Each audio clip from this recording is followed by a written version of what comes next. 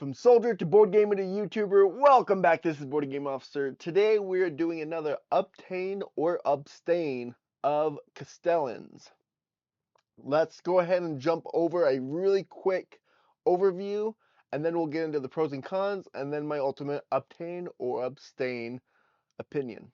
So in this game, you're going to take turns drafting dice, placing tokens on the board here, gaining influence of different guilds, and collecting victory points around the board.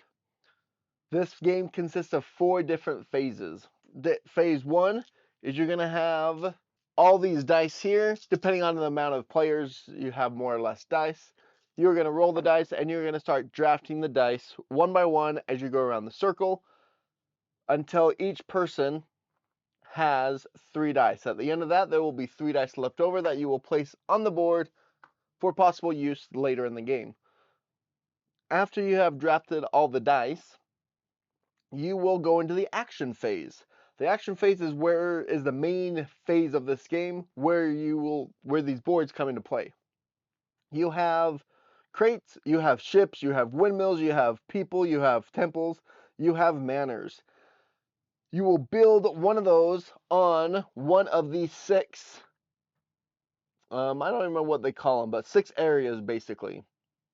This is where the area control, or I like to say area majority, comes into play. These actions are going to cost different resources here. We have magic, food, ore, and wood.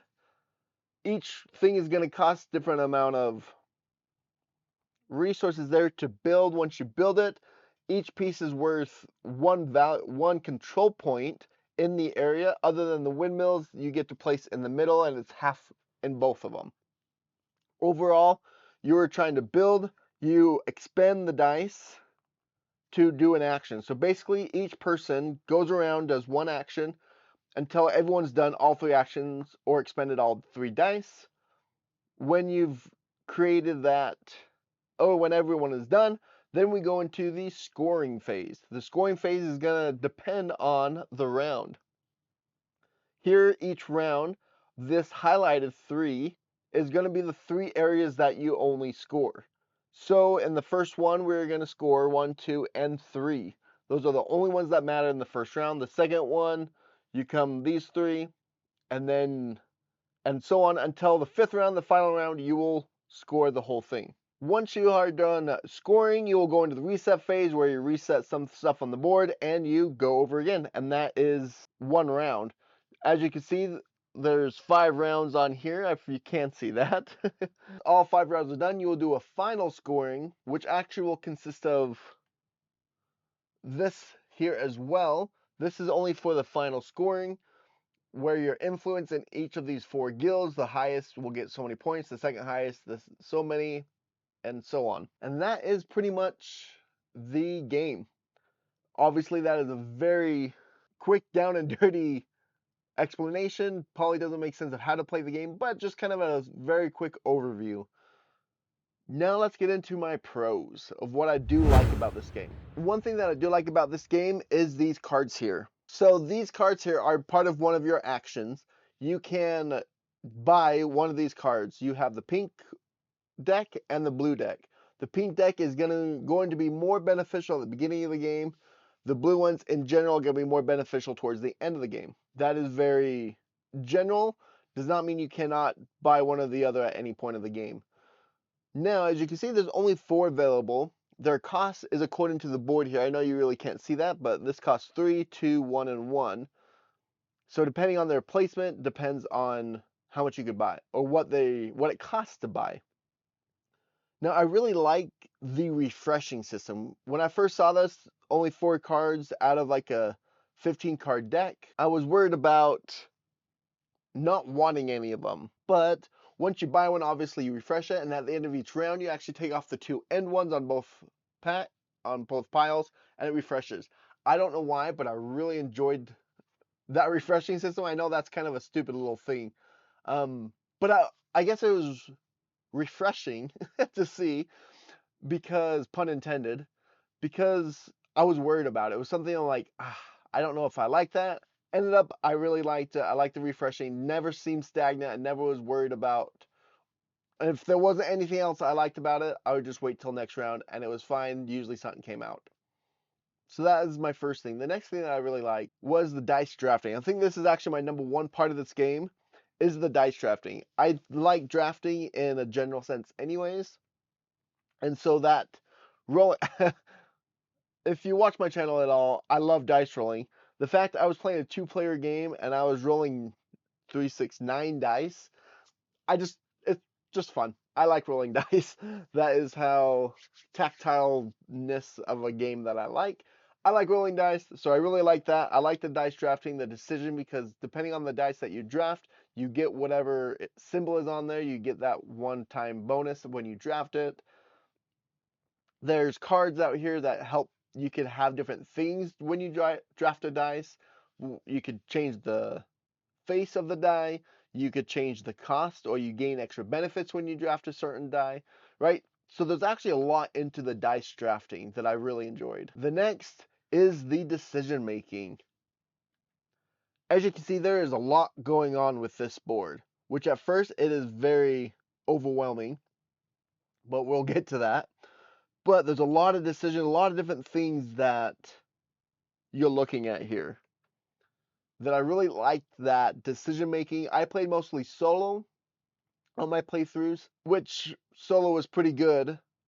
The Automa was pretty good, but the decision making I really enjoyed just because it didn't seem stagnant. It didn't never seem like an easy choice, and I really liked that. I wasn't like, well, obviously I'm going to do this one. Well, obviously I'm going to, right? Because then it feels like you're not actually making decisions. So I really enjoyed that part of it, that decision making. Now, one thing that's kind of cool too, my next point, I don't know if you'll be able to see this, but yeah, you won't be able to see it. Basically, on here, there's a very small icon that says if you spend a certain die, a die with a certain face on it, for this action, you get a little bonus. I really like that aspect because it made your dice drafting, once again, something you had to think about. You wanted to think about what actions you were going to do, what dice you wanted to take, what resource you wanted to do it, what resource can change according to the cards that you have. And so those bonuses just added the next level to that dice drafting, which I really liked. And once again, this is another really small one, but I really liked the fact that you got these resources, but the magic is basically a free for all or wild card. Basically, you could spend a magic resource as any other resource. It made buying stuff a lot more doable. I feel like a lot of times in resources games it's really hard to find those resources, and you feel like you waste a turn just to get resources. Where here, yeah, there's some resource building that you have to do that I definitely did at the beginning, but getting that magic made it feel so much more obtainable to do it, and I wasn't just wasting actions just to get resources. And that magic resource is what I feel like made that difference. Is anytime I could get it, I would get some magic, and that always made it easier to do any other action, to buy the resources to build what I needed to build. So I know that's such a small thing, but that really made it better, I feel like, as a resource management type of deal. And now onto my cons. My first con here is, and I know I watched some reviews before, so I know that this has been said before, but sometimes it can take just a little too long.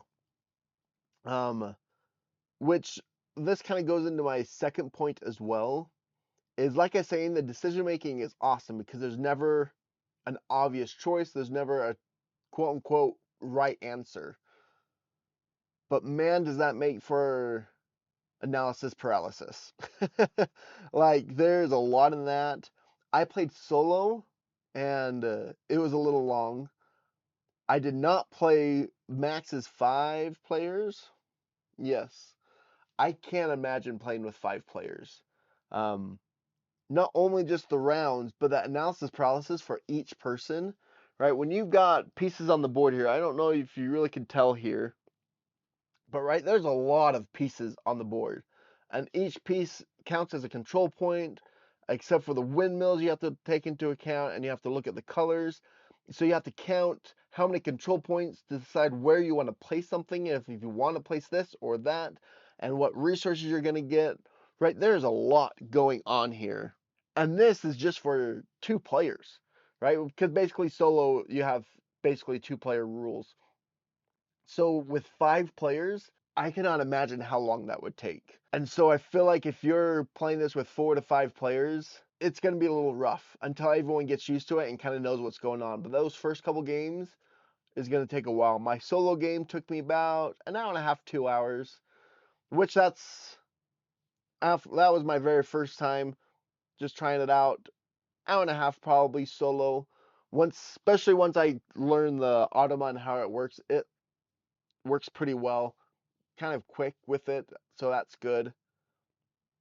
But the analysis paralysis and the length time, I feel like they kind of go hand in hand, can be a little rough with that. Overall, though, that's my main con. I guess one other con, once again, goes along with that is you have to understand, maybe this isn't really a con, this is more of like a PSA, right? Public service announcement, that this is a medium to heavy game. With that decision making, if you're not really into deeper and bigger board games, this is not the one you want to start with. If you're trying to get someone into the hobby, this is probably not the one to start with because there's a lot of thinking and a lot of stuff going on. So that's more of just a hey, heads up, not really a con, because I enjoyed it, but it's because I like these heavier, thinkier games. So that's more of an announcement to let you know that this is definitely a medium to, not really heavy. I wouldn't say it's heavy, but more on the heavier side of medium type of game. All right, now for my overall obtain or abstain. That's just fun to say, and I like doing these videos because it's fun to say. But I'm going to say that this game is an overall obtain. I think the cons of it being a little long can really be overcome with just experience. After playing it a handful of times, it really just kind of comes a better flow to it. You know what's going on. You still have that analysis paralysis depending on the players. Some people are more prone to it, but I feel like it actually, once you get into it, that kind of eases up a bit. So that length is not too big of a deal for me. I really, really enjoy that decision making. I really enjoy the dice drafting and that separate components. I really enjoyed the fact that the guild also was a big point, getting the influence up on each guild. That was a big decision point as well because you wanted to be the highest on that. The control points is something that you had to do a lot of counting up, which once again, at higher player counts, I might have a different decision on this. It might not being obtained if you're playing with 4 or 5 people, but that is just the thought. I haven't tried it. So if you have tried it with 4 or 5 people, please let me know down in the comments below and what your thoughts on it at a higher player count. But 1, 2, 3 players, I think it's for sure obtain. I really enjoyed all the decision making with it. So there you have my obtain or abstain. Let me know what your thoughts on this game are, or if you have any questions, and I will see you later.